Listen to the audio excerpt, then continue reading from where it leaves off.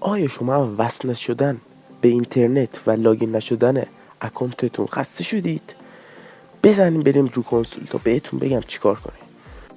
خب دوستان، اولین کاری که باید بکنیم میریم داخل ستینگ.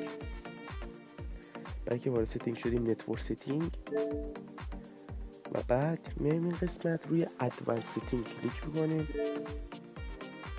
و بعد اینجا قسمت دی ان ستینگ که اینجا خودم هم دی ان رو وارد کردم. حالا برای تست به شما نشون میدم.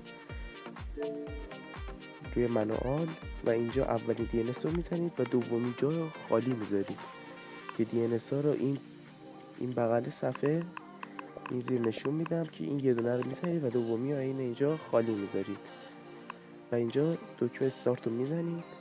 اینجا سیو میشه، یه بک میدید و اینجا چکین کانکشن میشه براتون و آل ایتس